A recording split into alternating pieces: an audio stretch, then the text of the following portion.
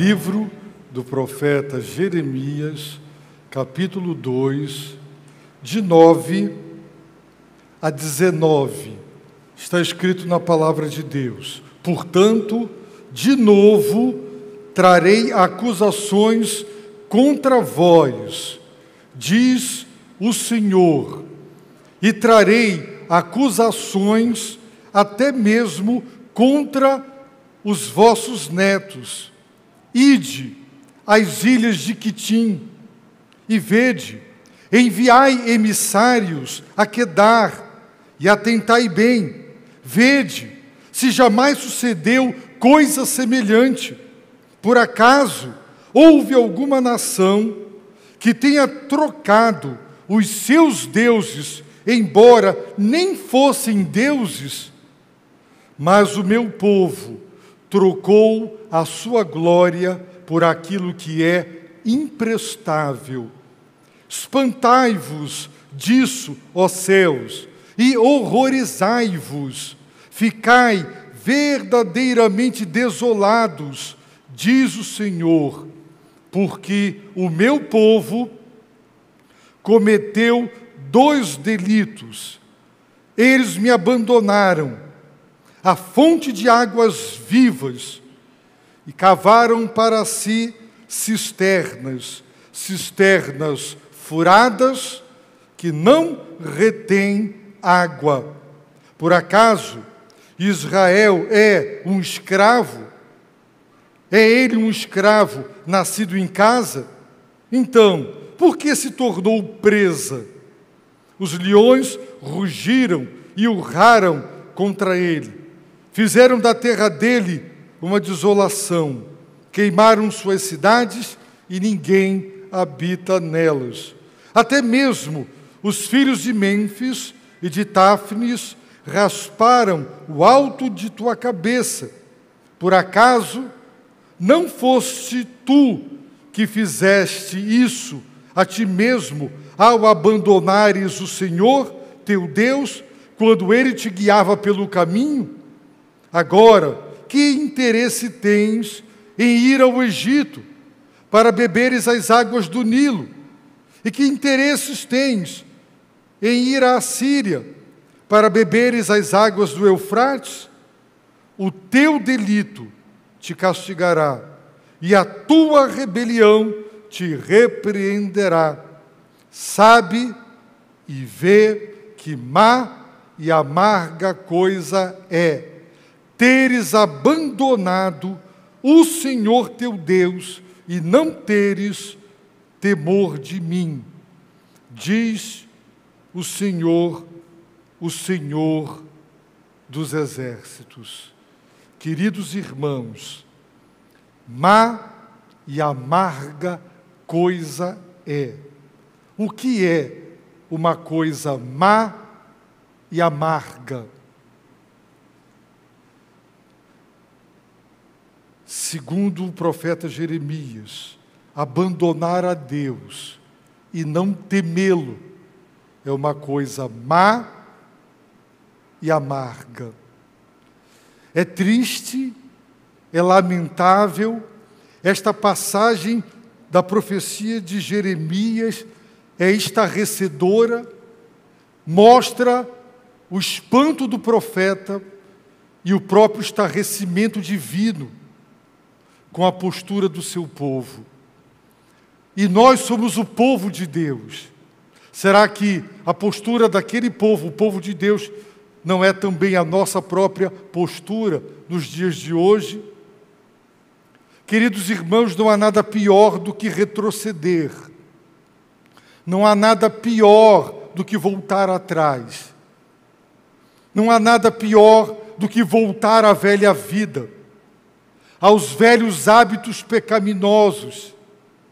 A palavra de Deus deixa claro para nós que depois de escaparmos das corrupções do mundo, devido ao conhecimento bendito de nosso Senhor e Salvador Jesus Cristo, se nos deixarmos de novo nos envolver e dominar por estas corrupções, então o nosso último estado será irremediavelmente pior do que aquele primeiro.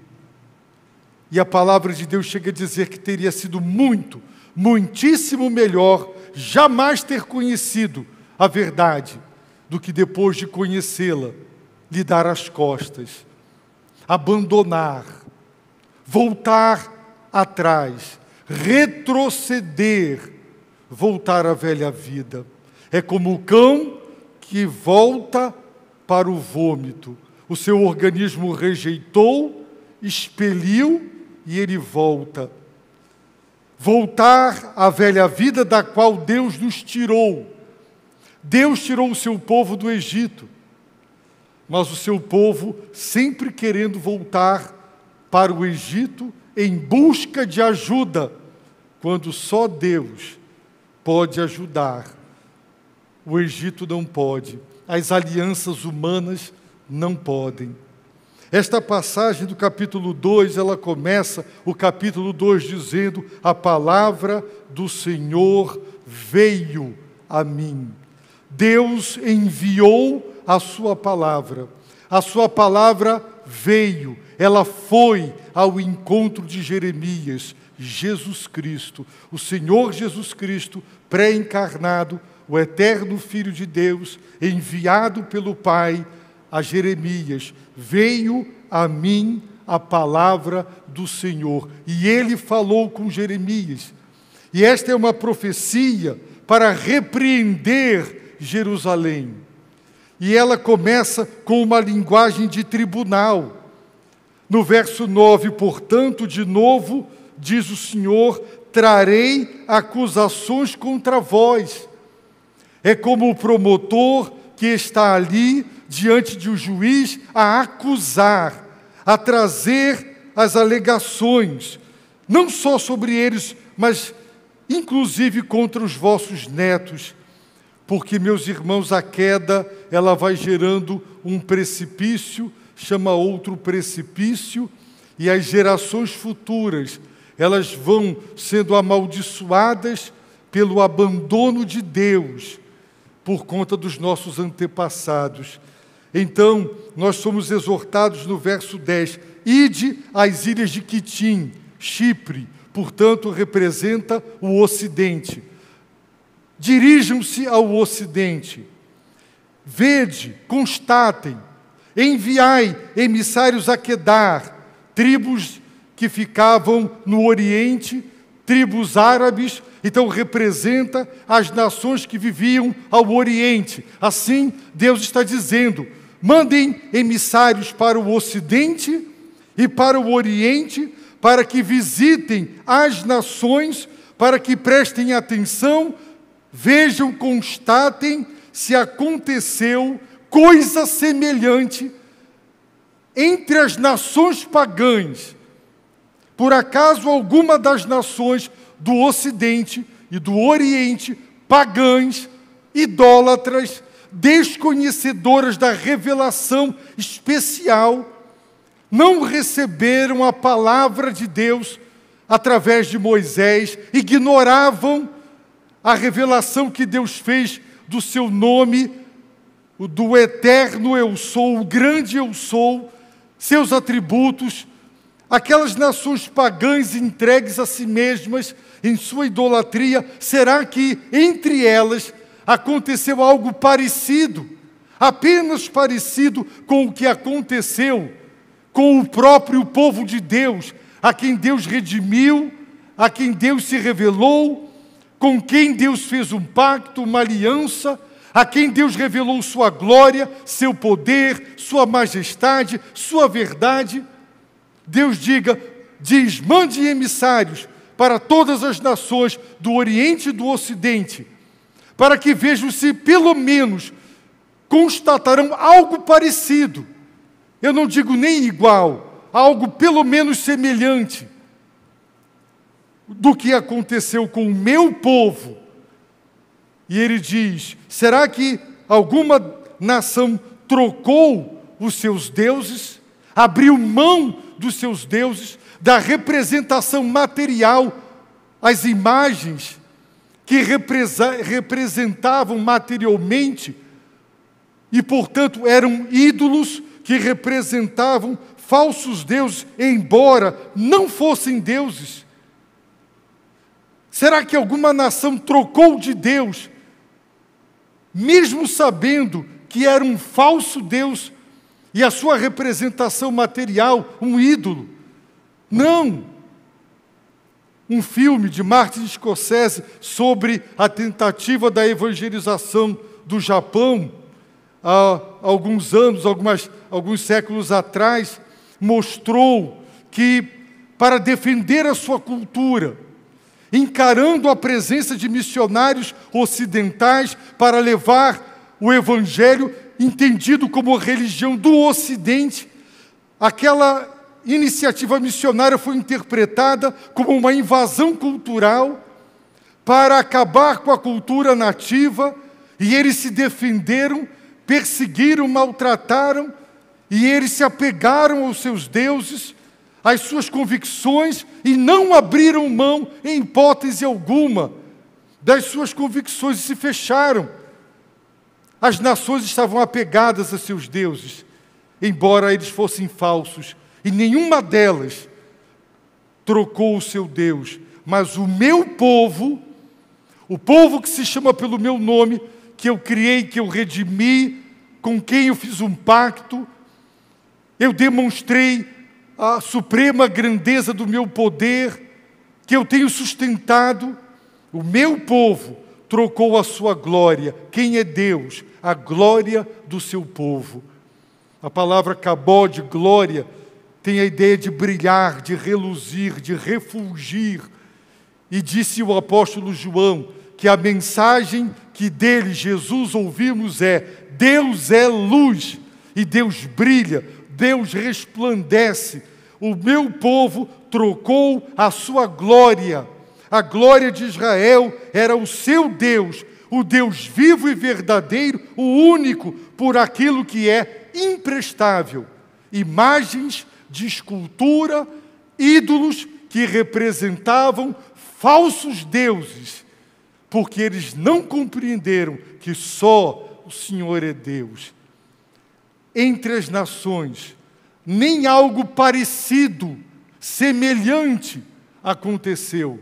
Mas o meu povo, queridos irmãos, aqui nós constatamos a dor do coração de Deus, de ter sido abandonado, de ter sido trocado. Qualquer um de nós que ama a sua esposa, o seu marido, quando é traído ou trocado ou trocada, nós podemos imaginar a dor que vai na alma, no coração de alguém que faz isso ou que sofre esse tipo de dor.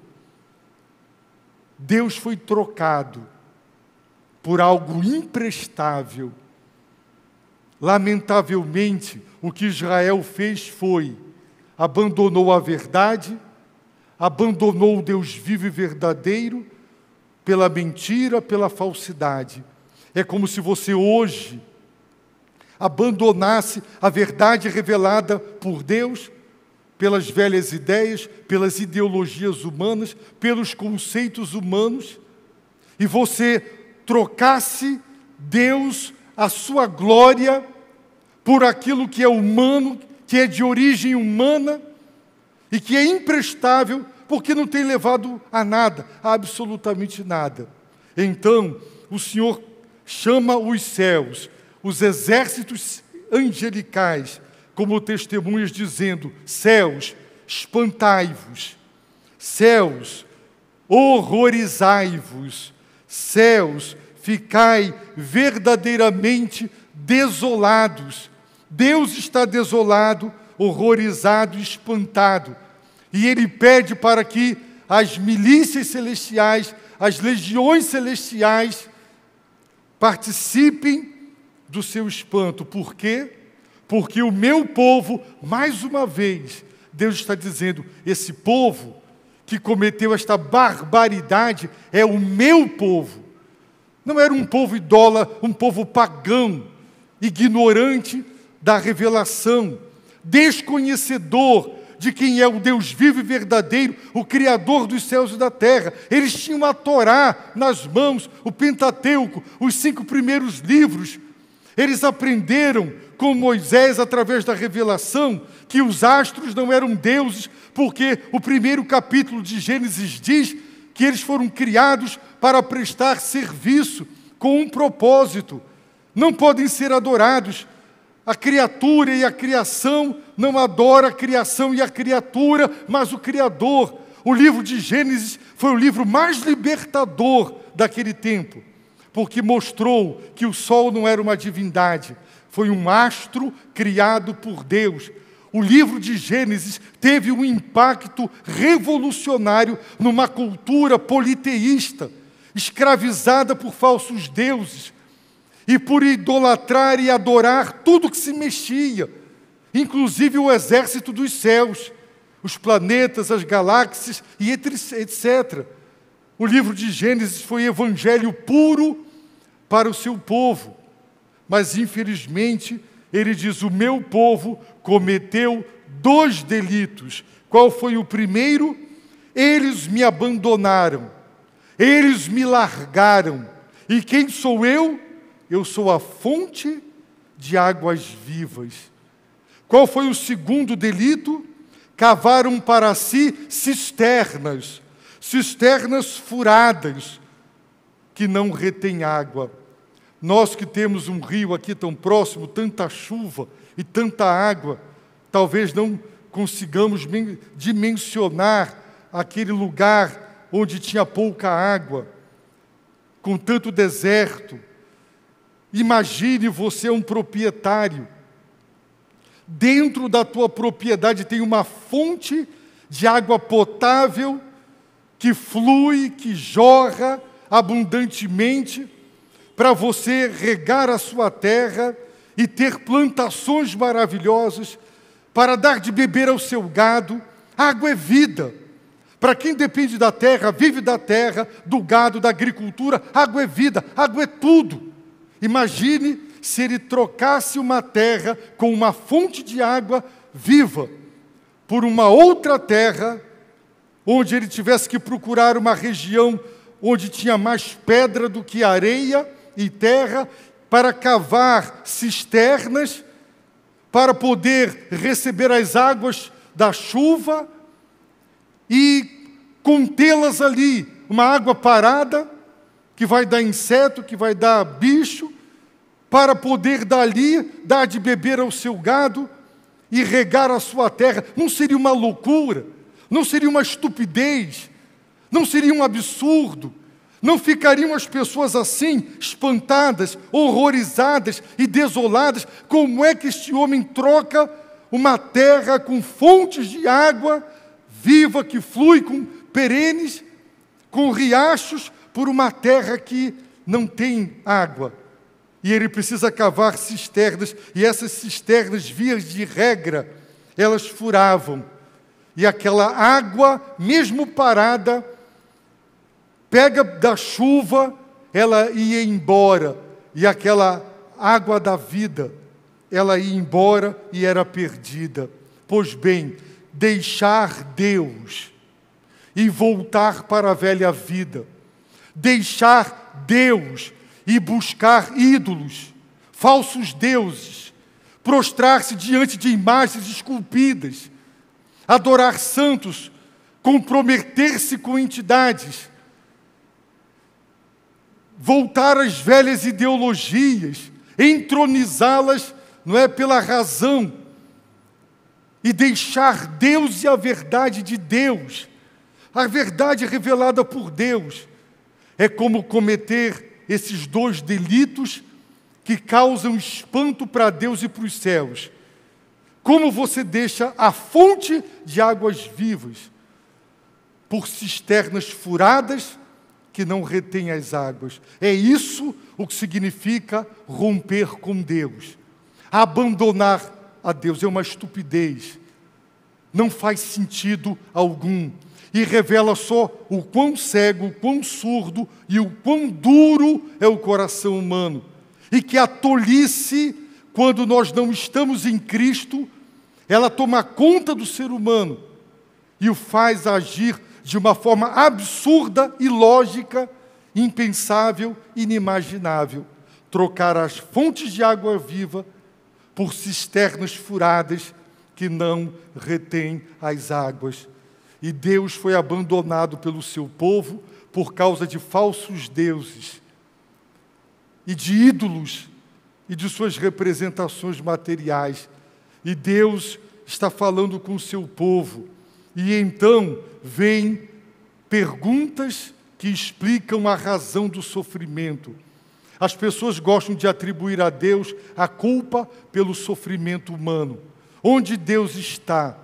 As pessoas fazem este tipo de pergunta. Cadê Deus?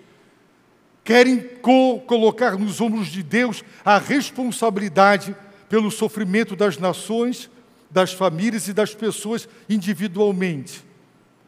Mas nós temos que assumir toda a responsabilidade pelo sofrimento, porque na maior parte das vezes ele é consequência das nossas atitudes. Por isso o Senhor pergunta, por acaso Israel é um escravo? E a resposta é não. Deus os tirou da escravidão no Egito. Por acaso Israel é um escravo nascido em casa? Quando um casal de escravos davam à luz a um filho, aquela criança pertencia ao dono deles. Então, se Israel não é um escravo e nem é um escravo nascido em casa, por que se tornou presa? Porque agora Israel, o reino do norte, foi destruído, foi para o cativeiro, e esse será o mesmo destino do reino do sul, Judá, vai ser derrotado, deportado, e vai ser levado para o cativeiro na condição humilhante e degradante de escravidão. A pergunta de Deus é, se não são escravos, como estão vivendo agora na escravidão? O que explica isso? Os leões da Assíria, os leões da Babilônia rugiram, urraram contra ele, fizeram da terra dele uma desolação, queimaram suas cidades, ninguém habita nelas, até os filhos de Mênfis e de Táfnis, que são cidades do Egito, rasparam o alto de sua cabeça, foram buscar ajuda e acabaram sendo espoliados por aqueles de quem esperavam socorro. É isso que se pode esperar quando, ao invés de se arrepender dos pecados, nós vamos buscar ajuda nos homens. Eles nos traem e, ao invés de nos ajudar contra os nossos inimigos, se aproveitam da nossa fragilidade para nos prejudicar ainda mais. É o que a palavra de Deus está dizendo. Então, o Senhor nos confronta, a mim e a ti. Ele confrontou o seu povo dizendo, por acaso não foste tu que fizeste isso a ti mesmo? Tudo o que está te acontecendo, por acaso? E a resposta é, sim.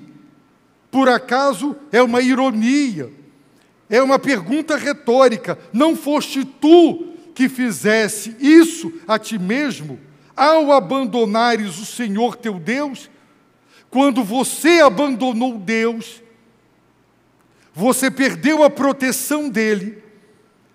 O salmista diz, se o Senhor não estivesse do nosso lado, quando houve um levante, eles teriam nos engolido vivos, mas o Senhor estava do nosso lado. Por isso, esse mal que se levantou não triunfou, mas eles abandonaram o Senhor. E ao abandonarem a Deus, eles perderam a proteção, a bênção, o cuidado. O guarda de Israel que não cochila, o guarda de Israel que não dorme, o guarda de Israel que de maneira alguma deixa de tomar conta e vigiar a nossa vida, ele entregou o seu povo nas mãos dos seus inimigos. Por isso Deus pergunta, não foste tu que fizeste isso a ti mesmo? Tudo que você está amargando e sofrendo é consequência do teu abandono. Você abandonou Deus, você me abandonou, então agora amargue as consequências deste abandono. Quem sou eu? Eu sou aquele que te guiava pelo caminho. Se você abandonar o teu guia, entre numa aventura, aí numa expedição na floresta, que você não conhece, e lá no meio, abandone o guia. Eu quero ver se você volta para casa. Você vai se perder dentro da floresta, pois o povo de Deus abandonou o seu guia. Qual foi o resultado? Ficaram perdidos, totalmente perdidos. Não foste tu? Se Deus permitir, em dezembro, 38 anos que eu sou pastor. Eu tenho mais anos de pastorado, né? Já no pastorado, do que sem ser pastor. E já ouvi muita gente. Quanta gente abandona Deus, a palavra, volta para o mundo, volta para as antigas ideias, os antigos conceitos, a velha vida, os velhos hábitos, e depois amargam esse abandono de Deus. E quando voltam, voltam feridos, dizendo: eu fiz mal a mim mesmo quando eu abandonei aquele que me guiava. Não abandone o teu guia. Não abandone o Senhor. E ele pergunta: agora, que interesse tens em ir ao Egito para beberdes as águas do Nilo? Vocês voltarão para o Egito? Eu tirei vocês do Egito. Vocês vão voltar para o Egito para pedir ajuda? Beber a água do Nilo, na linguagem figurada, é pedir ajuda, socorro do Egito. Vocês voltarão, irão para a Síria para beber as águas do Eufrates? Vocês vão recorrer às alianças internacionais em busca de socorro, ao invés de se arrependerem dos seus pecados? Irmãos, todos podem estar contra nós. Se Deus é conosco, ninguém pode nos vencer. Mas você pode ter todos contigo.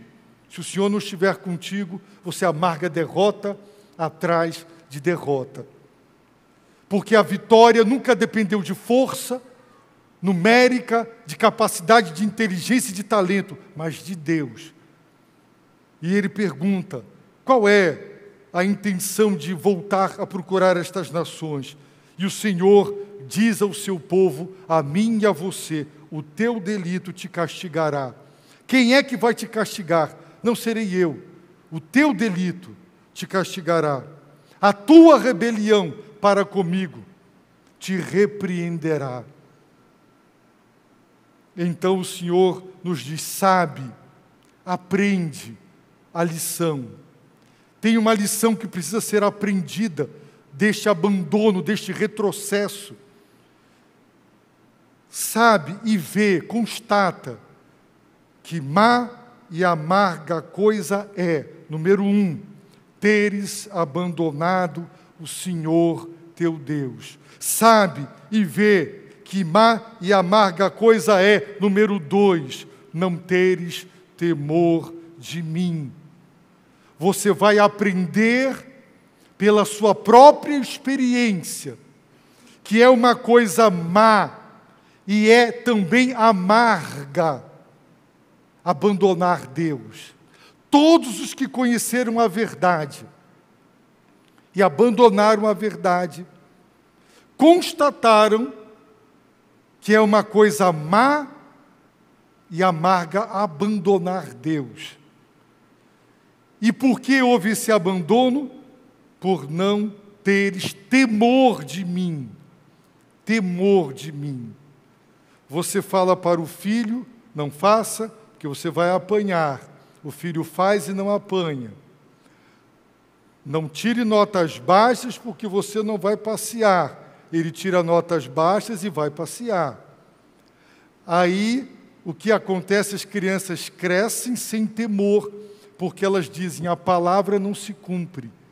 Meus pais são frouxos, eles não têm autoridade, o que eles falam não vale de nada. São ameaças vazias e por isso elas não temem. Mas quando um pai e uma mãe orientam e cumprem, então o temor se instala no coração dos filhos. E o filho pensa, meu pai falou e minha mãe falou, que não vão ter férias, eles vão para a Disney, e se eu não passar de ano eu não vou, e vai se cumprir. E ele acredita na autoridade dos pais e na palavra. E esse temor não é medo, não é pavor, mas é o temor, é o respeito, é saber que aquela palavra se cumprirá, ela tem peso e ela será concretizada, faz a pessoa pensar duas vezes. É melhor estudar, parar de brincadeira, parar de rede social, parar de ver televisão e mergulhar nos livros, porque eu não quero perder essa viagem. Eu não quero perder o temor de Deus. Quando você perde o temor, quando você perde a reverência, o respeito pela autoridade de Deus, então você duvida que a palavra dele se cumprirá. E você não vê de imediato ela se cumprir. E você deduz na imaturidade. Deus não está nem aí. Quando o deixar de cumprir imediatamente é uma misericórdia de Deus, te dando tempo para se arrepender. Mas o imaturo conclui, Deus não está nem aí. Ele é que nem meus pais, ele fala, mas ele não cumpre. Nada está me acontecendo, e ele continua, e ele não entende que aquilo é graça, que aquilo é misericórdia, para que ele volte para o Senhor. Então Deus está dizendo, teu delito te castigará, tua rebelião te repreenderá. Então sabe, aprende essa lição, vê, constata, má e amarga coisa é teres abandonado o Senhor. Aprende isso de uma vez. Aprende que má e amarga coisa é não teres temor de mim. Diz o Senhor dos exércitos. Eu concluo esta mensagem lhe perguntando, aqui Deus fez um pacto com o seu povo violou aquele pacto. Israel era um povo pactuado, comprometido. Ele era o povo de Deus. Fizeram uma aliança. Eu serei o seu Deus e vós sereis o meu povo. Deus prometeu ricas bênçãos na condição do seu povo se submeter a Ele. Mas o meu povo abandonou, trocou Deus pelos falsos deuses. E Deus os entregou nas mãos dos seus inimigos. E eles aprenderam uma triste lição que lhes custou caríssimo. Eu quero lhe perguntar, você anda fascinado com o mundo? O mundo voltou a te fascinar? A esse mundo que antes brilhava com todas as cores, depois que nós conhecemos o Senhor, virou preto e branco para a gente. Não tem mais atração. Voltou a brilhar para você, a reluzir colorido, e você se sente atraído por ele, pelas suas ideias, pelos seus conceitos, pelos seus valores. Você abandonou Deus no seu coração, na sua vida. Abandonar a Deus não é só deixar de ir para o culto e para a igreja, irmãos. É não deixar que Deus reine na vida, que a palavra dele prevaleça como prioridade, e é buscar em cisternas furadas o que só Deus pode dar. Só Deus é a fonte da água viva. Só Ele sacia. Nada sacia, ninguém sacia. Se você casou pensando, agora eu vou ser feliz, você é um infeliz. Porque mulher nenhuma, marido algum, é capaz de dar a alguém felicidade. Aliás, é justamente por não conhecer a Deus que as pessoas casam e colocam um fardo pesadíssimo nos ombros do marido ou da mulher, dizendo: me faça feliz. E quem é que pode fazer alguém feliz? Você pode dar alegria às pessoas, mas felicidade, você teria que ser perfeito, não errar nunca, para fazer alguém feliz. Mas como? Então tem gente que está esperando de um marido, de uma esposa, o que só a fonte de águas vivas pode dar. Ninguém pode dar. O trabalho, o prazer, a riqueza, nada disso. Tudo isso é imprestável. Só Deus sacia a nossa sede. Ele é a fonte. Se você trocá-lo por qualquer outra coisa, é como cometer, me desculpem a expressão, a burrice de trocar. Olha, vamos trocar. Pegue aqui a minha terra com fonte de água potável fluente pela tua terra que não tem fonte nenhuma.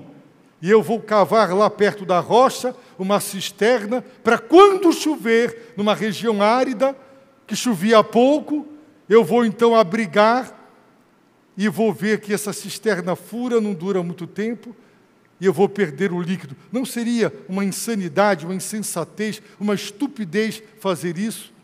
Pois é o que eu e você fazemos quando trocamos Deus, quando abandonamos o Senhor, a palavra do Senhor. E talvez o nosso entendimento já esteja tão cauterizado e entenebrecido em trevas, que nós não conseguimos fazer esse raciocínio de que é um absurdo trocar Deus, o Deus vivo e verdadeiro, o Deus e Pai de Jesus Cristo, a sua palavra, o seu Espírito, a sua verdade, pelo que quer que seja, por quem quer que seja.